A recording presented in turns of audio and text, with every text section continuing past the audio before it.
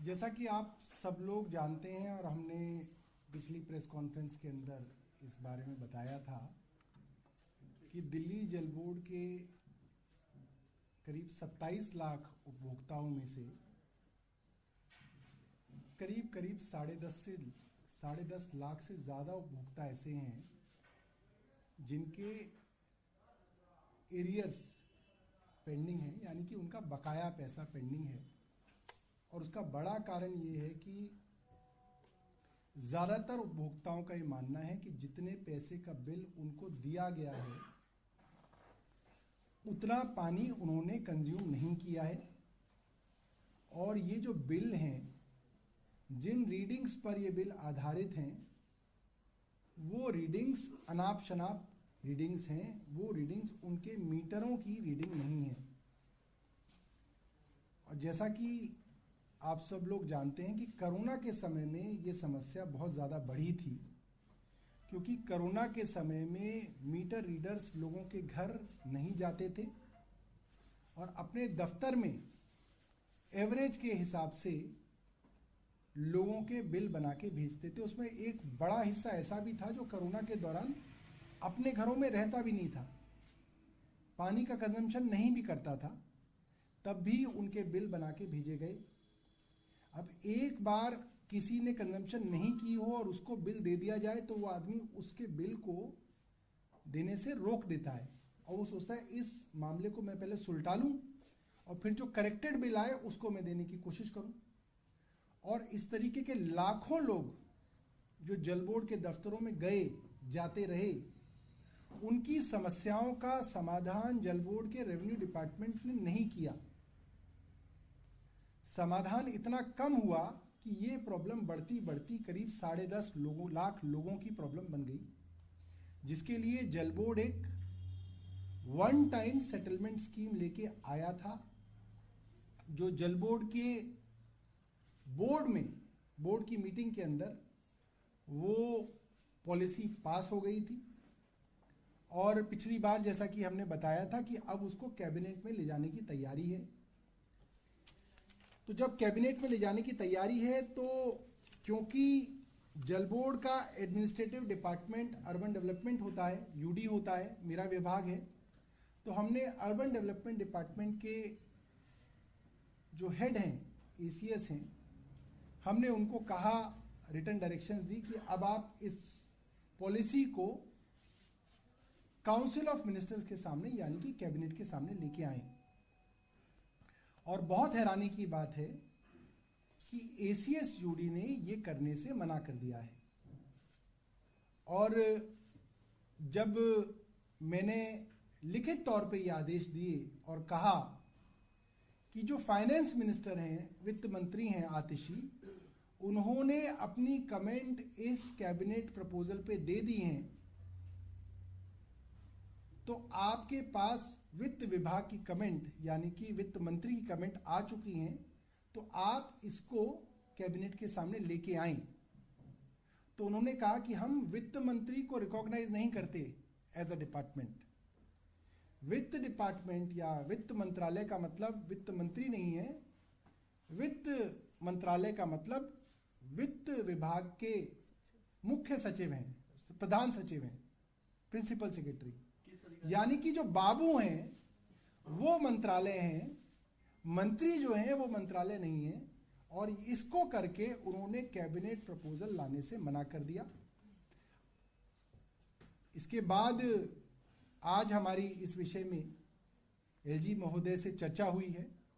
सुबह जब उनका अभिभाषण हुआ तो उसके बाद हमारी उनसे चर्चा हुई, उसमें मैं भी था, आतिशी भी थी, मुख्यमंत्री जी भी थे। और आगे की बात जो है आतिशी बताएंगी। यूडी के एडिशनल चीफ सेक्रेटरी ने, जो यूडी डिपार्टमेंट के अध्यक्ष। जैसा कि सौरभ जी ने बताया, 4 दिन पहले सौरभ भारद्वाज जी द्वारा यूडी डिपार्टमेंट को निर्देश दिए गए थे कि वन टाइम सेटलमेंट स्कीम पानी के बिल की दिल्ली के सरकार के काउंसिल ऑफ मिनिस्टर्स के सामने रखी जाए। संविधान के अनुसार, जीएनसीटीडी एक्ट के अनुसार, ट्रांजैक्शन ऑफ बिजनेस रूल्स के अनुसार, यानी इस देश के सारे नियम कानून के अनुसार पॉलिसी डिसीजन लेने का अधिकार काउंसिल ऑफ मिनिस्टर्स को ही है। तो जब वन टाइम सेटलमेंट स्कीम आनी है तो इसका निर्णय काउंसिल ऑफ मिनिस्टर्स को लेना होगा। आज दिल्ली सरकार के एक मुख्य विभाग के सचिव, अर्बन डेवलपमेंट डिपार्टमेंट के सचिव मना कर रहे हैं कि हम प्रस्ताव को काउंसिल ऑफ मिनिस्टर्स के सामने नहीं लाएंगे। अगर एक अधिकारी काउंसिल ऑफ मिनिस्टर्स के सामने प्रस्ताव लाने से मना कर दे तो काउंसिल ऑफ मिनिस्टर्स निर्णय कैसे लेगा? और अगर काउंसिल ऑफ मिनिस्टर्स के सामने प्रस्ताव नहीं आएंगे तो दिल्ली सरकार की पॉलिसी कैसे बनेगी? किसी भी सचिव का, किसी भी अधिकारी का काउंसिल ऑफ मिनिस्टर्स के सामने प्रस्ताव लाने से मना करना एक कॉन्स्टिट्यूशनल क्राइसिस है जो आज दिल्ली में हो रहा है। यूडी सेक्रेटरी ने, यूडी विभाग के सचिव ने बिल्कुल मना कर दिया मंत्री के आदेश मानने से। उन्होंने मना कर दिया फाइनेंस मिनिस्टर के लिखित कमेंट्स मानने से। और आज इसी वजह से विधानसभा में एलजी साहब के स्पीच के बाद हमने ये कॉन्स्टिट्यूशनल क्राइसिस का मुद्दा एलजी साहब के सामने रखा। एलजी साहब कॉन्स्टिट्यूशनल हेड हैं government of NCT of Delhi की, इसलिए इस कॉन्स्टिट्यूशनल क्राइसिस को रिजॉल्व करने के लिए मुख्यमंत्री जी ने, यूडी मिनिस्टर ने और मैंने ये दलील एलजी साहब के सामने रखी कि अगर इस प्रकार का कॉन्स्टिट्यूशनल क्राइसिस क्रिएट किया जाएगा, अगर अफसर मंत्री की डायरेक्शंस नहीं मानेंगे, काउंसिल ऑफ मिनिस्टर्स के सामने प्रस्ताव नहीं लेकर आएंगे, तो सरकार नहीं चल सकती है। माननीय एलजी महोदय ने इस चर्चा के बाद कहा कि काउंसिल ऑफ मिनिस्टर्स के सामने प्रस्ताव आना चाहिए और उनके सुझाव के अनुसार हमारे यूडी मिनिस्टर सौरभ भारद्वाज जी ने चीफ सेक्रेटरी को कैबिनेट नोट की फाइल भेजी है और चीफ सेक्रेटरी को आदेश दिए हैं कि आने वाले हफ्ते में, अर्ली नेक्स्ट वीक में इस वन टाइम सेटलमेंट स्कीम को कैबिनेट के सामने रखा जाए। हम उम्मीद करते हैं कि जो डायरेक्शंस चीफ सेक्रेटरी को दी गई हैं, माननीय मंत्री जी द्वारा दी गई हैं और एलजी साहब द्वारा दी गई हैं, उन डायरेक्शंस के आधार पर इस वन टाइम सेटलमेंट स्कीम को काउंसिल ऑफ मिनिस्टर्स के सामने रखा जाएगा। आज मैं सभी मीडिया के साथियों के माध्यम से दिल्ली के लोगों को यह बताना चाहती हूं कि यह कॉन्स्टिट्यूशनल क्राइसिस, यह संवैधानिक संकट दिल्ली में क्यों हो रहा है? यह संवैधानिक संकट दिल्ली में जीएनसीटीडी अमेंडमेंट एक्ट की वजह से हो रहा है। जीएनसीटीडी अमेंडमेंट एक्ट के बाद आज दिल्ली सरकार के अफसरों को लगता है कि उनको चुनी हुई सरकार के आदेश मानने की जरूरत नहीं है। उनको लगता है कि अफसरों पर सारा कंट्रोल तो केंद्र सरकार के पास है, भारतीय जनता पार्टी शासित केंद्र सरकार के पास है। तो अगर चुनी हुई सरकार, आम आदमी पार्टी की सरकार, अरविंद केजरीवाल जी की सरकार के साथ मिलकर काम करेंगे तो भारतीय जनता पार्टी शासित केंद्र सरकार उन्हें छोड़ेगी नहीं। अफसर आके दबी जबान में मंत्रियों को अलग अलग तौर पे बताते हैं कि हमें धमकाया जाता है, हमें डराया जाता है कि अगर चुनी हुई सरकार के साथ काम किया तो तुम्हें सस्पेंड कर देंगे, तुम पे विजिलेंस इंक्वायरी कर देंगे, तुम्हारी एसीआर खराब कर देंगे, तुम्हारी प्रमोशन नहीं होने देंगे, तुम पर एंटी करप्शन ब्यूरो का केस कर देंगे। तो इसलिए आज के दिन में यह संवैधानिक संकट पैदा कर दिया गया है कि चुनी हुई सरकार के आदेश को अफसर नहीं मान रहे।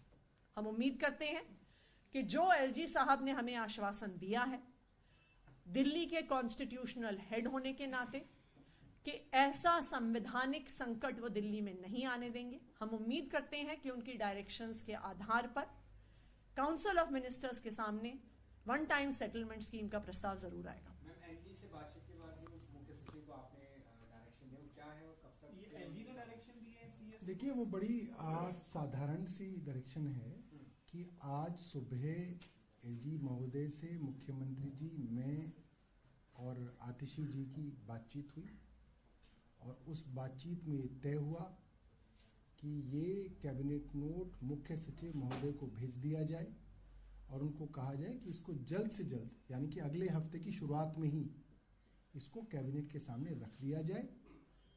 ये सारी की सारी बात लिखकर उनको जो है फाइल आज भेज दी गई है और हमें उम्मीद है को कहूँगा कि इसको करिए। ऐलान किया था तब लोगों को बड़ी उम्मीद थी। आपने खुद भी जिक्र किया पिछली प्रेस कॉन्फ्रेंस में कि रेवेन्यू का बहुत लॉस हुआ है क्योंकि लोग बिल ही जमा नहीं कर रहे हैं, जैसा मैडम ने बताया।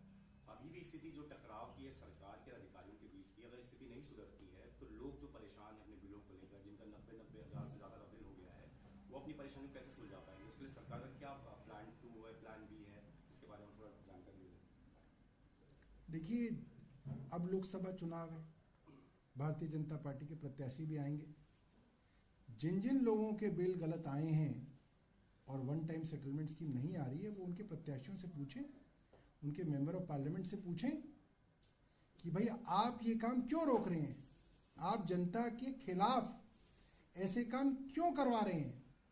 और अगर उनको लगता है कि अफसर खराब हैं और अफसर गलत कर रहे हैं तो उन अफसरों का तबादला किया जाए, उन अफसरों के ऊपर कार्रवाई की जाए। और अगर कार्रवाई नहीं हो रही है, इसका मतलब ये है कि इसके अंदर मिली भगत है। सर जी, आप कई मामले ऐसे हैं सरकार के जिनके लिए आप कोर्ट गए हैं और तुरंत रिलीफ चाहिए, कई डे टू डे कोर्ट ने भी कहा था कि डे टू डे कई काम ऐसे हैं जिनके लिए आप कोर्ट आ रहे हैं, तो ऐसे में क्या आपको लग रहा है कि इसके लिए भी कोर्ट का ही रुख करना पड़ेगा? देखिए, जब भी आप किसी मामले में कोर्ट जाएंगे, कोर्ट आपसे कहेगा कि क्या आपने हर वो कोशिश कर ली जो कोर्ट जाने से पहले करनी चाहिए, तो वो कोशिश हम कर रहे हैं और हमें उम्मीद है कि एलजी साहब ने कहा है तो वो ये काम जो है कैबिनेट के सामने लेके आएंगे। टाइमलाइन बता सकते हैं जो अर्बन डेवलपमेंट के सचिव ने कब मना किया था और इसमें कितना वक्त लगेगा? ये मुझे लग रहा है 2-3 दिन पुरानी बात है, 2 या 3 दिन पुरानी बात है। सर, एलजी साहब ने कुछ आश्वासन दिया कि यूडीएच सेक्रेटरी ने जो मना किया है उनके ऊपर कोई डिपार्टमेंटल इंक्वायरी के लिए कुछ बोला? नहीं, हमने एलजी साहब से सिर्फ एक ही चीज़ मांगी। हमने कहा कि साहब इस कैबिनेट नोट को आप कैबिनेट के आगे प्लेस कराने की डायरेक्शंस चीफ सेक्रेटरी को दें, तो उन्होंने कहा मैं ये करूँगा। फिलहाल हमने बिना किसी कन्फ्रंटेशन के उनसे एक छोटा सा सोल्यूशन मांगा है। सीएस से बात करें, सीएस को डायरेक्शन दें। एलजी साहब क्या बात करेंगे, बात तो हम जैसे छोटे लोग करेंगे, एलजी साहब तो डायरेक्शन देंगे।